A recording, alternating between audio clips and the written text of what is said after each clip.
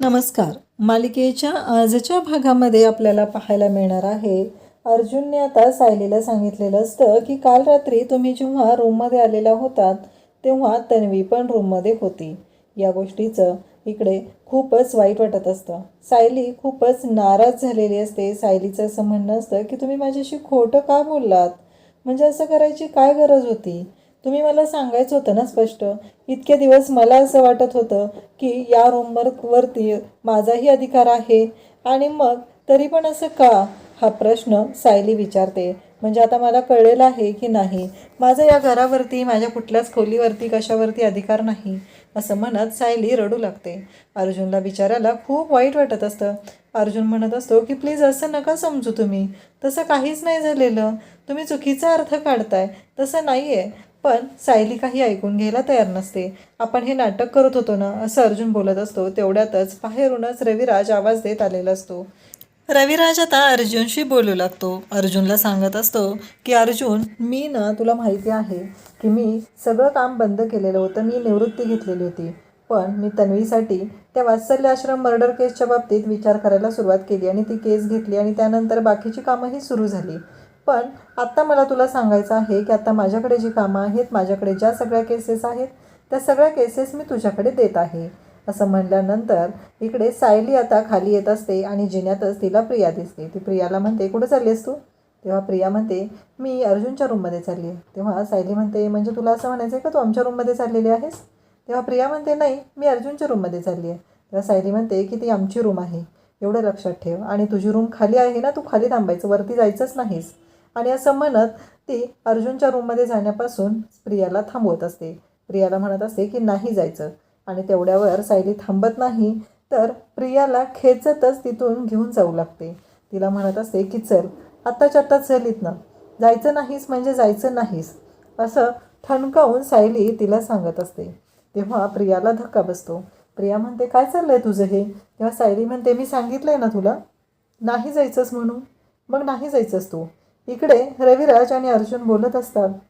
अर्जुन म्हणत असतो, पण सिनियर, अरे. तेव्हा सिनियर म्हणजे रविराज म्हणतो की हो, मी जे खरं काय आहे ते तुला सांगत आहे, कारण काहीही झालं तरी मला आत्ता तुझ्यापुढं आणखी एक गोष्ट सांगायची आहे की आता मला सगळा वेळ प्रतिमासाठी द्यायचा आहे आणि प्रतिमाला सुखात ठेवायचं आहे. 20 वर्ष झालं मी प्रतिमाची वाट बघत होतो, आणि आता प्रतिमा आली की नाही, मग तिच्यासाठी काय हवं काय नको या सगळ्या गोष्टी मला पाहायच्या आहेत.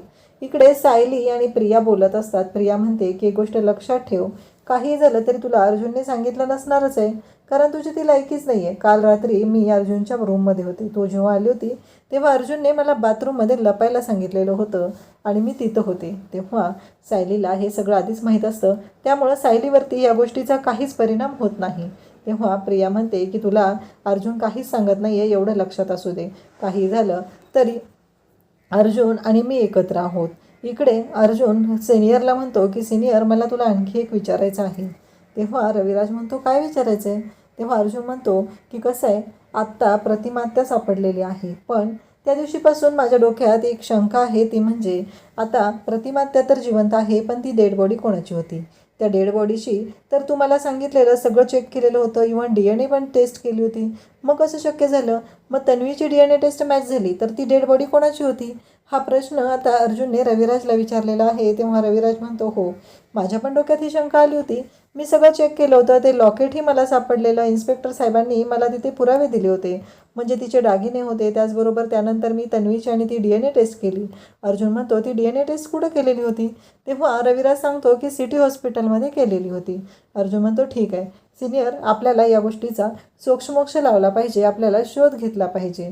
आणि मग रविराज आता सगळे डिटेल्स अर्जुनला देत आहे. नक्की DNA टेस्ट कशी केली होती, घरी ब्लड सॅम्पल न्यायला कोण आलं होतं, या सगळ्या गोष्टी चेक केल्या जात असतात. अर्जुनच्या डोक्यात मात्र हा किडा वळवळतच असतो आणि त्याला काही करून ह्या गोष्टीचा शोध लावायचा असतो, तर ती डेड बॉडी कोणाची होती आणि मग तन्वीचा DNA कसं काय मॅच झाला?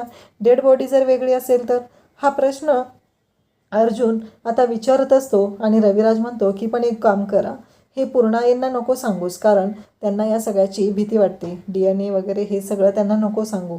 तेव्हा अर्जुन म्हणतो की हो सिनियर.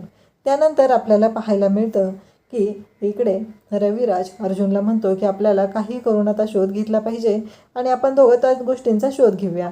इकडे सायली मात्र प्रियाला ठणकावून सांगत असते, एक गोष्ट लक्षात ठेव, एखाद्या बाईच्या नवऱ्याच्या मागं पुढं जर एखादी दुसरी मुलगी किंवा बाई घुटमळत असेल तर जी विवाहित ती बायको आहे ना, ती नागिन बनून फणा काढायला पण मागं पुढं पाहत नाही. त्यामुळं लांब राहायचं यांच्यापासून. तेव्हा प्रिया म्हणते की तूच एक गोष्ट लक्षात ठेव, अर्जुन कसा माझ्या भोवती घोळत राहणार आहे, त्यामुळं तू माझ्या भोवती गोल गोल कशी फिरशील हे मी बघणार आहे. काही झालं तरी अर्जुन आणि मला कोणीच वेगळं करू शकत नाही. आणि प्रिया म्हणते की असं बोलल्यानंतर सायलीला धक्का बसतो. सायली मग मनातल्या मनात म्हणते की तुम्ही हे जे नाटक चालवलं आहे ना, त्याच्यामुळे ही माझ्या डोक्यावर मिरे वाटायला लागलेले आहे. तुम्हाला काय हो त्याचं, तुम्हाला काही पडलेलंच नाही आहे, असं सायली बोलत असते. त्यानंतर प्रिया म्हणत असते, बरोबर आहे ना, कळलं का आता काय लायकी आहे तुझी ती.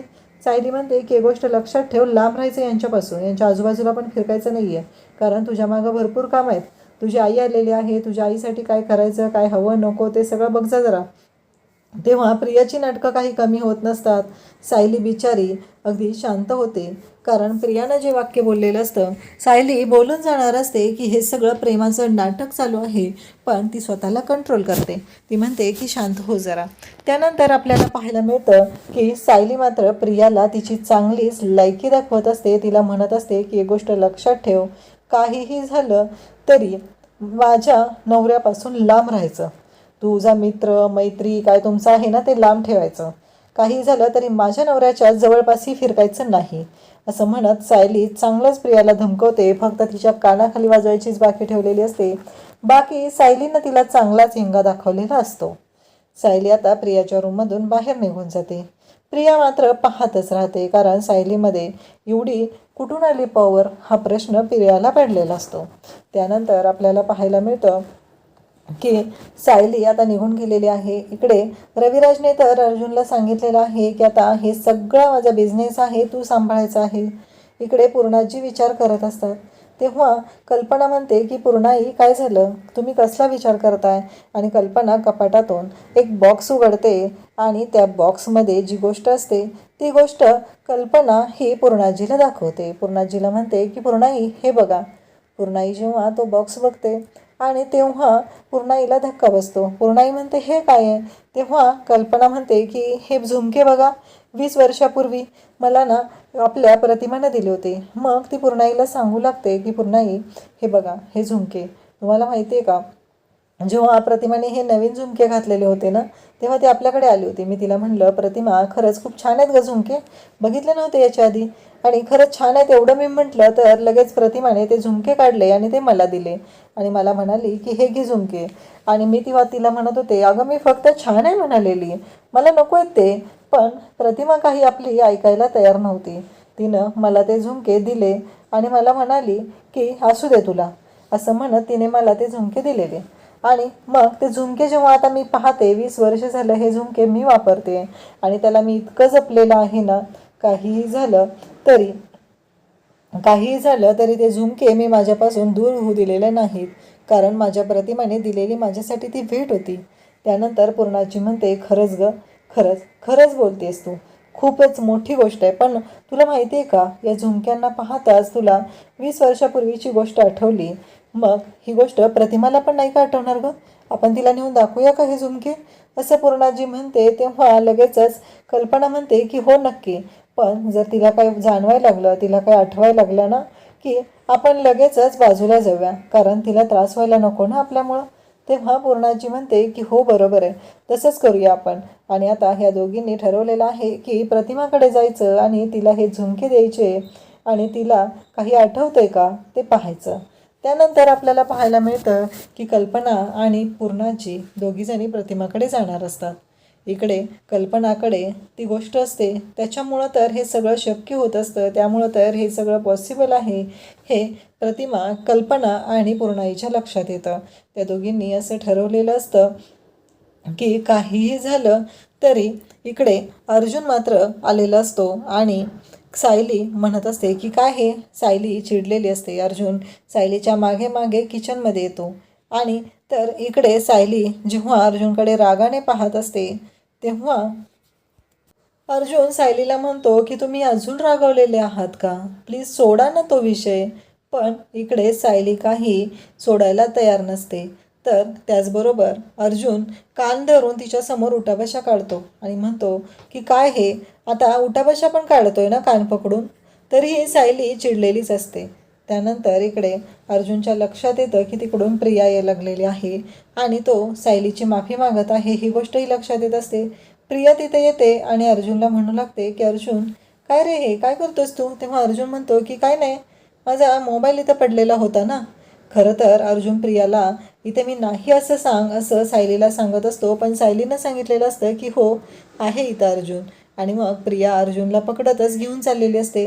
सायली अर्जुनला थांबवण्याचा प्रयत्न करत असते. अर्जुन म्हणत असतो की अगं कुठं घेऊन चाललीस तू, मला सोड तरी, मला नाही यायचं असं तो म्हणत असतो. तेवढ्यात कल्पना तिथे येते आणि कल्पना म्हणते काय ग तन्वी कुठे घेऊन चाललीस अर्जुनला. तेव्हा प्रिया म्हणते नाही माझं काम आहे ना म्हणून घेऊन चालली आहे. त्यावर कल्पना म्हणते अगं अर्जुन किचनमध्ये होता, बरोबर आहे की नाही, म्हणजे त्याचं सायलीकडे काहीतरी काम होतं म्हणूनच तो किचनमध्ये आलेला होता आणि असं खेचत तू त्याला का घेऊन चाललेली आहे.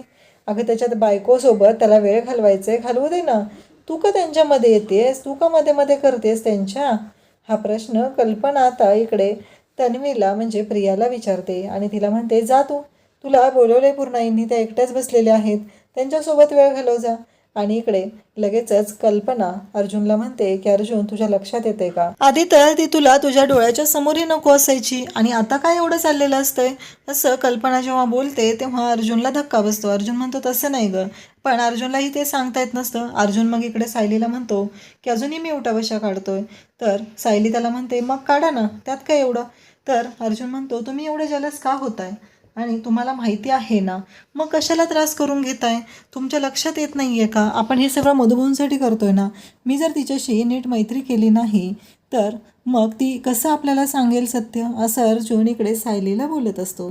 त्यानंतर आपल्याला पाहायला मिळतं की सायली म्हणते हो बरोबर आहे यांचं, तर मी उगीचच का असा विचार करते असं सायलीच्या डोक्यात येऊ लागतं. त्यानंतर आपल्याला पाहायला मिळतं की अर्जुन आता तिथून निघालेला असतो. सायली म्हणते कॉफी करू का तुमच्यासाठी. तेव्हा अर्जुन म्हणतो नाही नको, कॉफी प्यायला पोटात जागाही नाही आणि मला वेळही नाही, कामं भरपूर आहेत. आणि त्याचबरोबर बोलत बोलत अर्जुनला सायली म्हणालेली असते मी तुमची पार्टनर आहे ना, त्यामुळं मला वाईट वाटणारच आहे ना. आणि त्या दोघांचं छान असं बोलणं चाललेलं असतं. आता त्या दोघांमधला वाद मिटलेला असतो आणि इकडे कल्पना मात्र आता कल्पनाने प्रियाला तिथून चांगलंच हकलून लावलेलं असतं. उद्याच्या भागामध्ये आपल्याला पाहायला मिळतं की प्रिया पुन्हा अर्जुनच्या जवळ आलेली असते. ती अर्जुनला म्हणत असते की अर्जुन हे घे ना कॉफी, आणि मी तुला इथे तुझ्यासाठी तुझ्यासोबत कंपनी द्यायला पण आलेले, आपण दोघंही मिळून घेऊया.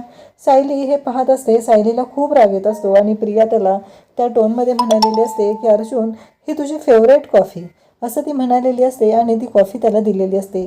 तर अर्जुन पुन्हा येतो आणि सायली मला जेवायला दे, काहीतरी भूक लागलेली आहे असं म्हणतोय. तेव्हा सायलीने खूप मोठी कॉफी आता घरात बनवून ठेवलेली आहे आणि मग कॉफीचा मग घेऊन येते आणि म्हणते ही घ्या तुमची फेवरेट कॉफी.